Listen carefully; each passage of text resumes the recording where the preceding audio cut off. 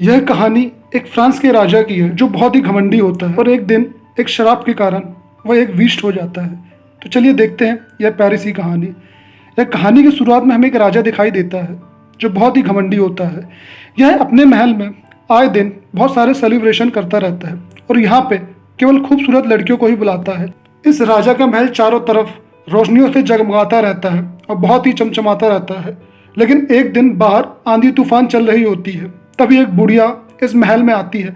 वह यहाँ पे कुछ देर रुकने के लिए कहती है, लेकिन यह राजा नहीं मानता है। वह इस राजा की ऑनर में एक गुलाब का फूल देती है और कहती है कि यह मेरी तरफ से आपके लिए है।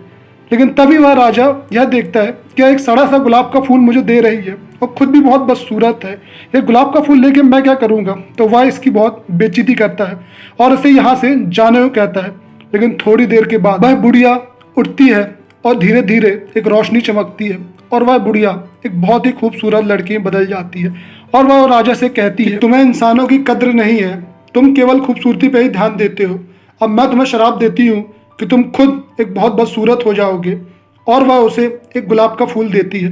दरअसल वह गुलाब का फूल उसकी ज़िंदगी होता है, क्योंकि वह उससे कहती है कि यह गुलाब का फूल आखिरी पंखुड़ियाँ झड़ने से पहले अगर तुम्हारे दिल में किसी के लिए प्यार और किसी लड़की को तुम्हारे लिए प्यार नहीं हुआ, इस गुलाब के फूल की आखिरी पंखुड़ी गिरने पर तो हमेशा के लिए ऐसे ही रहोगे। और यह कह के वह बुढ़िया गायब हो जाती है।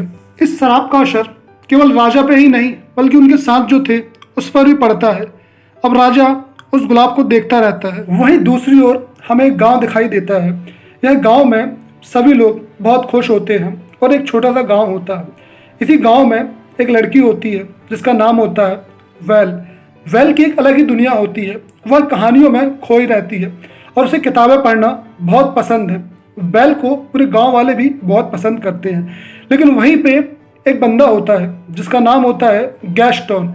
गैस्टोन भी वेल को बहुत पसंद करता है और वह उसे पाने के लिए हर एक कोशिश करता है, लेकिन वेल उसे बिल्कुल ही पसंद नहीं करती है क्योंकि वह एक बहुत ही घमंडी होता है। तभी हमें दिखाया जाता है कि वेल के फादर एक इन्वेंटर होते हैं। वह बहुत सी नई नई चीज़ों का आविष्कार भी करते हैं और वह एक दिन कुछ सामान लेके कहीं जा रहे होते हैं। तभी वह बेल से कहते हैं कि वह शाम तक लौट आएंगे और वह उसका इंतज़ार करेगी। अब वेल अपने पिता का इंतज़ार करने लगती है और वह अपने घर के कामों में व्यस्त रहती है। वह अपने घर का काम कर रही होती है। तभी गैस्टोन आता है और उसे परेशान करने लगता है। गैस्टोन उससे कहता है कि वह उससे शादी कर ले और वह उसकी वाइफ बन जाए, लेकिन बेल इस बात से बिल्कुल भी नहीं मानती है और वह अपने घर के अंदर चली जाती है। वही शाम को उसके पिता घोड़ा गाड़ी से वापस आ रहे होते हैं। तभी रास्ते में उसे एक रोशनी दिखती है और उस रोशनी के साइड से एक रास्ता खुलता है। यह रास्ता के बारे में इन्हें कभी नहीं पता था और ना ही इन्होंने कभी उस रास्ते के बारे में कभी देखा था। अब यह रास्ते में आगे जाते हैं, लेकिन तभी इन पे कुछ भेड़ियों का अटैक हो जाता है। अब यह यहाँ से बहुत तेजी से भागते हैं। भागते भागते इनका सामान भी जो है वो नीचे गिर जाता है। उस महल के पास चले जाते हैं जहाँ पे कोई कभी नहीं गया, या उस महल के अंदर जाते हैं तो देखते हैं कि वहाँ पे कुछ रोशनी जल रही है। तो इनको लगता है कि शायद कोई ना कोई अंदर होगा। अंदर जाने के बाद यह देखते हैं कि वहाँ पे एक खाने की टेबल लगी हुई है और उसके पास कोई नहीं होता है। उनको भूख भी बहुत जम के लगी होती है और वहाँ बैठ जाते हैं। लेकिन तभी एक कप उनके पास आता है और वह बोलता है कि आप मेरी चाय पी सकते हैं। यह सुन के वह उल्टे पाँव वहाँ से भागते हैं और भागते भागते वहाँ पे उसे एक गुलाब का फूल दिखता है। वह उस फूल को तोड़ ही रहे होते हैं, तभी सामने से एक बहुत अंधेरा छाता है और वह देखते हैं कि एक शैतान वहाँ पे आ जाता है। अब यहाँ पे उनका जो घोड़ा होता है वह भागता है, वह सीधे बैल के पास जाता है। जब बैल यह सब देखती है कि घोड़ा केवल अकेला है और उसके फादर नहीं है तो बहुत चिंतित होती है। वह वापस उसी घोड़े में बैठती है और उसी जगह में आती है जहाँ पर उनके पिता थे। अब घोड़ा उन्हें वहीं ले आता है। तब वह देखती है कि यहाँ पे बहुत बड़ा महल है।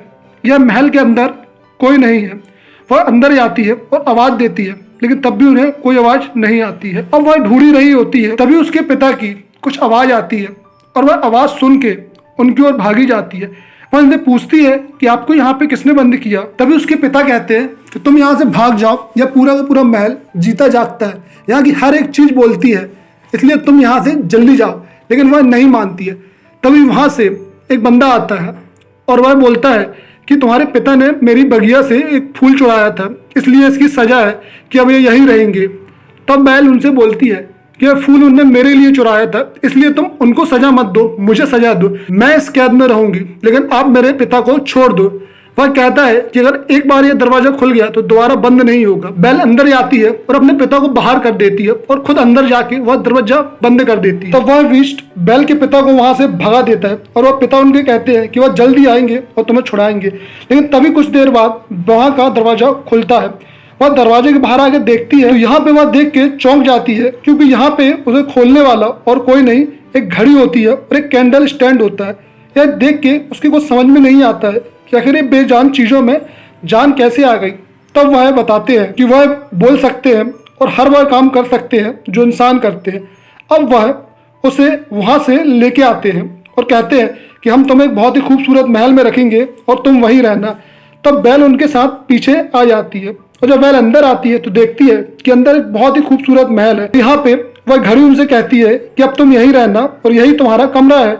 तब बैल कहती है कि मैं यहाँ पे ज्यादा दिन तक नहीं रहूंगी। यहाँ पे एक घड़ी और कैंडल असल में वही होते हैं जो पहले इस महल में काम कर रहे होते हैं। राजा को शराब मिलने के कारण यह भी अब इसकी पनिशमेंट भुगत रहे हैं और यह सब बेजान वस्तु बन चुके हैं। एक अलमारी बैल को सजाती है, लेकिन बैल को यह सब पसंद नहीं आता है। वहीं पे कैंडल और घड़ी विष्ट से कहती है कि तुम्हें इस लड़की से बात करनी चाहिए, क्योंकि हो सकता है कि यह वही लड़की हो जिससे तुम्हें प्यार हो जाए। लेकिन वह इससे मना कर देता है। वह कहता है कि उस चोरनी से प्यार नहीं होने वाला, वह एक चोर की बेटी है और मुझे उससे कोई प्यार नहीं होगा। तभी यह दोनों इसे समझाते हैं और बताते हैं कि हमारे पास समय ज़्यादा नहीं है। फूल की पंखुड़ियाँ गिरने से पहले अगर तुम्हें किसी से प्यार नहीं हुआ तो हम सब बेजान हो जाएंगे। तभी यह उसके पास जाता है, उसे खाने के लिए ऑफर करता है, लेकिन बैल गुस्से में कहती है कि मैं तुम्हारे साथ नहीं खाऊंगी, तुमने मेरे पिता को बंद किया था और अब तुमने मुझे बंद कर दिया। तब यह गुस्से में वहां से चला जाता है। अब यह वहां जाके बैठता है जहां पे वही फूल होता है और कुछ ही देर बाद वैल भी वहीं आ जाती है जहां पे वह गुलाब का फूल होता है। वैल उस गुलाब के फूल को छूने ही वाली होती है, तभी विष्ट वहां पे आ जाता है और उससे कहता है कि तुम्हारी हिम्मत कैसे हुई यहाँ पे आने की, तुम्हें किसने इजाजत दी यहाँ पे आने की, जाओ यहाँ से भाग जाओ। अब बैल यहाँ से भाग रही होती है। जब वह यहाँ से वापस जा रही होती है तभी उसके पीछे कुछ भेड़िए लग जाते हैं और भेड़ियों से मारने ही वाले होते हैं। तभी वह विष्ट आके उसे बचा लेता है, लेकिन इसमें वह खुद घायल हो जाता है। अब यहाँ से बैल सोचती है कि वह जाए, लेकिन उसका मन नहीं करता है। उसे घायल देख के वह उस बीस्ट को उठा के वापस उसी महल में ले आती है। अगले सीन में हमें दिखाई देता है कि बैल के पिता गांव आ गए हैं और गांव आने के बाद वह सबसे कहते हैं कि उसके बेटी की जान खतरे में है और एक राक्षस ने उसे पकड़ लिया है। यही गांव के पास एक जादुई महल है जहाँ की हर चीजें बोलती हैं, लेकिन कोई उसकी बात का भरोसा नहीं करता है। लेकिन गैस्टोन उसकी बात का यकीन करता है और वह कहता है कि मैं तुम्हारे साथ चलूंगा। अब गैस्टोन उसके पिता को लेकर यहाँ पे आता है, लेकिन यहाँ पे कोई रास्ता दिखता नहीं है। तब गैस्टोन गुस्से में उसके पिता को वहीं बांध के चला जाता है। वेल अब उसी विष्ट के महल में होती है और वह उसको कुछ दवाई लगाती है। अब यहाँ पे बाकी जो बेजान वस्तुएं होती है वह यह देख के बहुत खुश होती है कि बैल वापस उस महल में आ गई है, क्योंकि अगर बैल को उससे प्यार नहीं हुआ तो वह हमेशा हमेशा के लिए बेजान हो जाएंगे। उसके बाद हमें दिखाया जाता है कि उसके पिता को एक बूढ़ी औरत वहां से छुड़ा लेती है और वह अपने घर ले जाती है। वहां पे ले जाने के बाद वह उसको कुछ दवाई वगैरह देती है।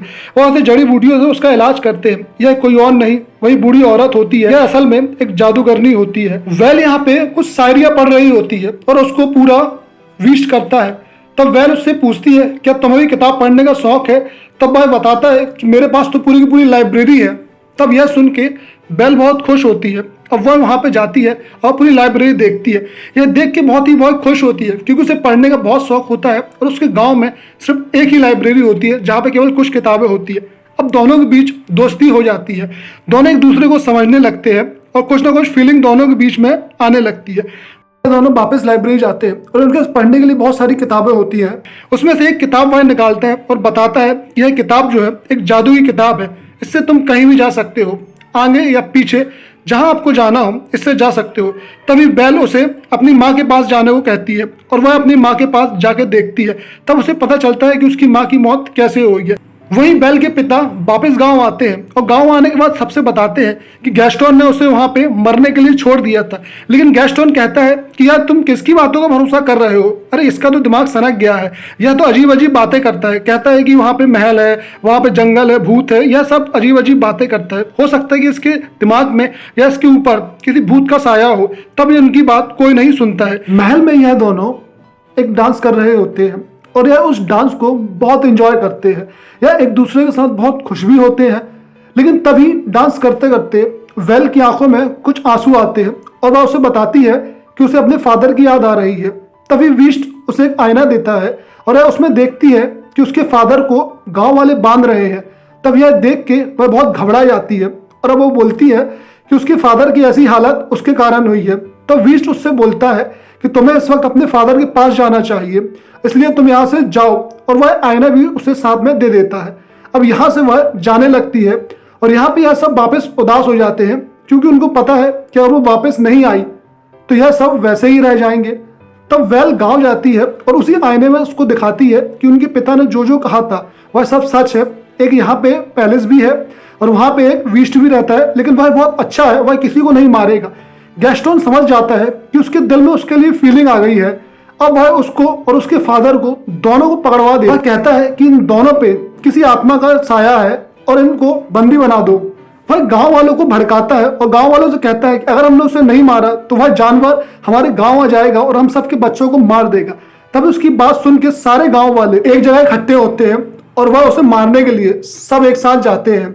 अब यह जब वहां जाते हैं तो देखते हैं कि महल के अंदर कुछ आवाजें आ रही हैं। महल के अंदर जब यह सब बाहर देखते हैं तो उनको भी दिखाई देता है कि बाहर बहुत सारे गांव वाले आ गए हैं, जिनके हाथों में कुल्हाड़ी है, भाले हैं, जो इस महल पे अटैक करने वाले हैं।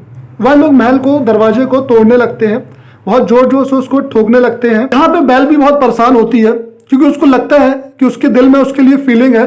अब वह यहाँ से भागने की तैयारी करती है और यहाँ से वह चली जाती है। तभी वहां पे सारे जो सामान होते हैं यह युद्ध के लिए तैयार होते हैं।